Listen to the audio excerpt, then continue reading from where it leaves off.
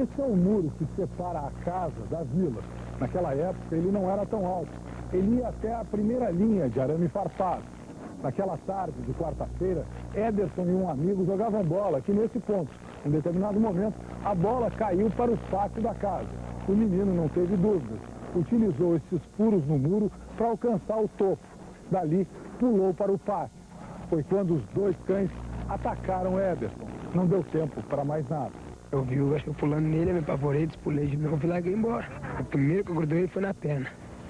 Aí depois o outro foi aqui assim, para esses lados. Aí eu não vi mais nada. Esta é Dona Maria, mãe de Ederson. Ela se mudou com a família depois da morte do filho. Ela diz que sua vida desmoronou naquela quarta-feira. Meu marido se transformou num alcoólatra. Os meus filhos são muito revoltados com isso. Eu tenho um quadro dele que fica em cima da minha cama e todos os dias, toda hora eu me lembro dele. É uma coisa que a gente não esqueceu, a gente não vai esquecer nunca na vida. Inclusive falar com o senhor é difícil para mim. Eu não tenho condições de tocar nesse assunto de novo. Logo depois da morte de Ederson, os donos do cão, os médicos Sérgio Luiz Salim Afonso e Gilda Afonso, mudaram de endereço. O delegado da época não enquadrou o caso como delito. No lugar reservado para o tipo do crime, ele escreveu prejudicado. Também foi assim que ele definiu o indiciado. Sem crime nem responsável, o inquérito foi para a Justiça, que também aceitou a tese do acidente. No entender da polícia e da Justiça, houve dois responsáveis pela morte. A vítima, uma criança, e o cachorro. Conan, o cão que deu as mordidas fatais em Ederson, foi condenado a passar seus últimos dias no presídio central de Porto Alegre. Há 2 anos, o filho adoeceu e morreu. Esse soldado foi quem cuidou de Conan nesse período. Um cachorro manso, cachorro dócil, comigo principalmente, não atacava quase ninguém, a não ser quando via uma criança que ele ficava meio nervoso. O advogado criminalista Nereu Lima acompanhou este caso e ficou indignado com o final do processo. Há pelo menos uma absoluta desproporção. De um lado, o exercício de um direito de defesa através de cães selvagens, extremamente ferozes e perigosos, para a proteção do direito de propriedade privada. E, de outro lado, um outro bem muito mais importante do que o direito de propriedade, que é o direito da vida de uma criança.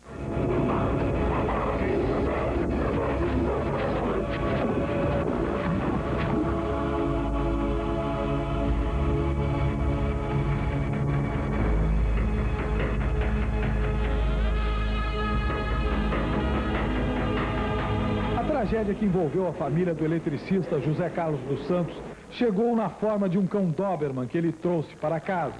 O cão chegou numa sexta-feira.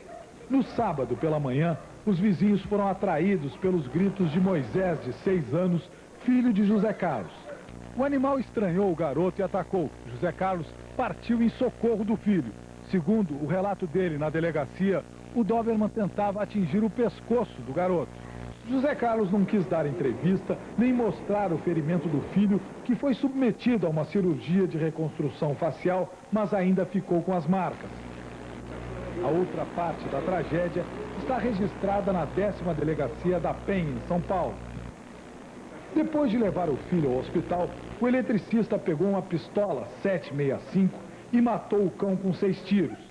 Mas uma das balas atravessou o portão e atingiu outro garoto que mora na casa em frente. Quando eu cheguei aqui, o Zé Carlos, o dono do cachorro, já estava com ele nos braços, né? E jogamos ele dentro da picape aí e fomos para o hospital. Kelvin, de 4 anos, ainda caminha com dificuldade e reclama de dores. A bala perfurou o estômago do garoto e ele chegou a correr risco de vida. Pensei que ele ia morrer. Fiquei só desesperada, chorando. A família do menino compreendeu e perdoou o eletricista. Ele foi infeliz no disparo, né? Porque atingiu o meu sobrinho, mas ele não teve culpa, porque o filho dele foi bastante atingido pelo cão, né? Desde o sábado da tragédia, a casa do eletricista José Carlos está fechada. A família evita sair na rua. José Carlos assumiu todas as despesas de atendimento e medicamentos do garoto Kelvin. Longe da zona leste de São Paulo, num cenário famoso, os cães ferozes também criam problemas. Rio de Janeiro, Zona Sul, perigo nas praias.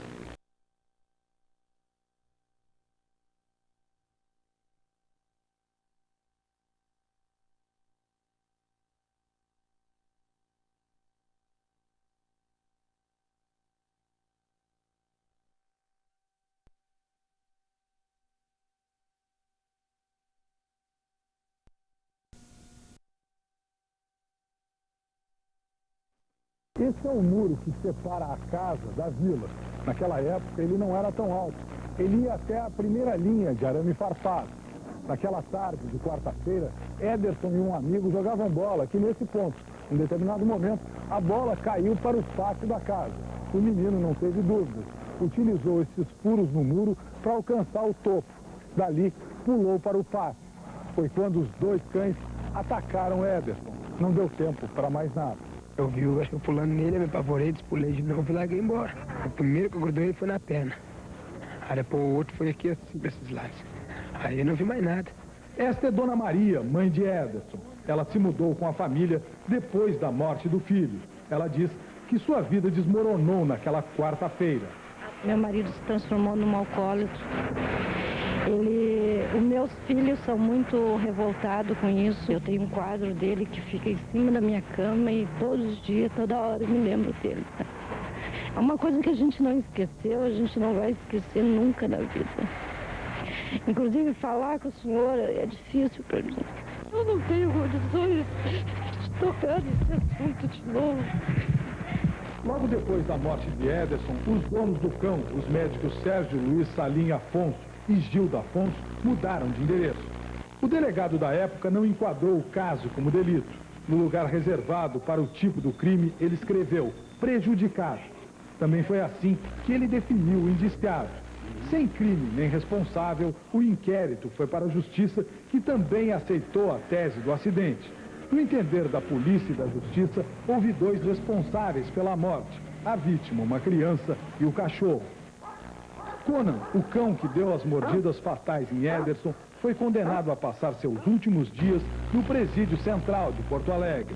Há 2 anos, o filho adoeceu e morreu. Esse soldado foi quem cuidou de Conan nesse período. Um cachorro manso, cachorro dócil, comigo principalmente, não atacava quase ninguém, a não ser quando via uma criança que ele ficava meio nervoso. O advogado criminalista Nereu Lima acompanhou este caso e ficou indignado com o final do processo. Há pelo menos uma absoluta desproporção. De um lado, o exercício de um direito de defesa através de cães selvagens, extremamente ferozes e perigosos, para a proteção do direito de propriedade privada. E, de outro lado, um outro bem muito mais importante do que o direito de propriedade, que é o direito da vida de uma criança.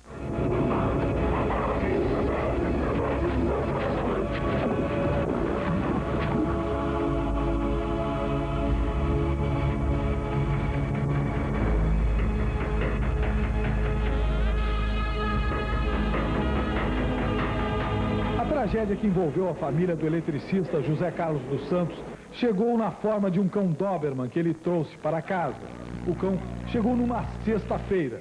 No sábado pela manhã, os vizinhos foram atraídos pelos gritos de Moisés, de 6 anos, filho de José Carlos. O animal estranhou o garoto e atacou. José Carlos partiu em socorro do filho. Segundo o relato dele na delegacia, o Doberman tentava atingir o pescoço do garoto. José Carlos não quis dar entrevista nem mostrar o ferimento do filho, que foi submetido a uma cirurgia de reconstrução facial, mas ainda ficou com as marcas. A outra parte da tragédia está registrada na 10ª Delegacia da Penha, em São Paulo. Depois de levar o filho ao hospital, o eletricista pegou uma pistola 7,65 e matou o cão com 6 tiros. Mas uma das balas atravessou o portão e atingiu outro garoto que mora na casa em frente. Quando eu cheguei aqui, o Zé Carlos, o dono do cachorro, já estava com ele nos braços, né? E jogamos ele dentro daquele picape aí e fomos para o hospital. Kelvin, de 4 anos, ainda caminha com dificuldade e reclama de dores. A bala perfurou o estômago do garoto e ele chegou a correr risco de vida. Pensei que ele ia morrer, Fiquei só desesperada, chorando. A família do menino compreendeu e perdoou o eletricista. Ele foi infeliz no disparo, né? Porque atingiu o meu sobrinho, mas ele não teve culpa, porque o filho dele foi bastante atingido pelo cão, né? Desde o sábado da tragédia, a casa do eletricista José Carlos está fechada. A família evita sair na rua. José Carlos assumiu todas as despesas de atendimento e medicamentos do garoto Kelvin. Longe da zona leste de São Paulo, num cenário famoso, os cães ferozes também criam problemas. Rio de Janeiro, Zona Sul, perigo nas praias. Passear com um cachorro na praia é um hábito tipicamente carioca que pode estar ameaçado. Os ataques de alguns cães aos banhistas chegaram aos jornais e levantaram a polêmica. De um lado estão os donos que sempre acham que seu cãozinho é manso. Não é braba, não é um cachorro, não vai atacar ninguém assim, gratuitamente. Eles não mordem? Não. Do outro estão os banhistas, que acreditam que a qualquer momento podem levar uma mordida. Acho erradíssimo. Você vai jogar uma bola, o cachorro vai atrás de você e dá bola também e te agride. O mal é que quem tem cachorro acha que todo mundo adora cachorro. E o deixa à vontade, solto, entendeu? E na realidade não é essa, né? Eu tenho medo quando tá solto, que o cachorro tá andando sozinho e tal, eu tenho medo.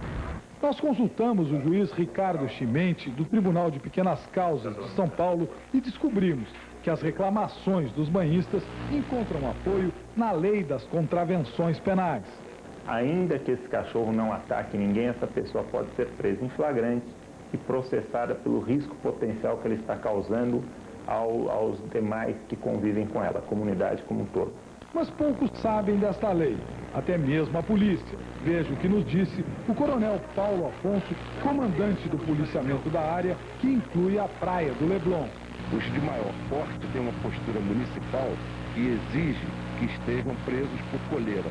Os de maior porte, os pequenininhos não. Pelo que disse o comandante Afonso, este Bull Terrier e este Pitbull poderiam estar andando livres, sem coleira.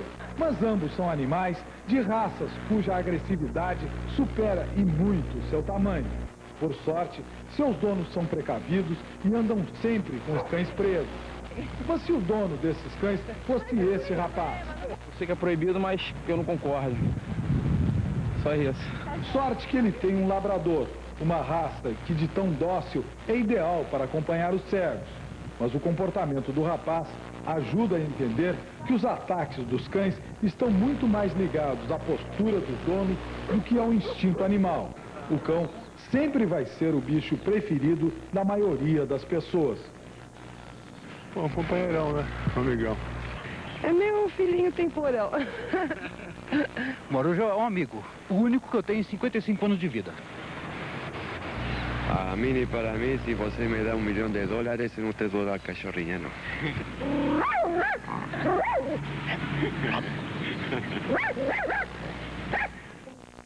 O SBT Repórter volta na semana que vem. Até lá e boa noite.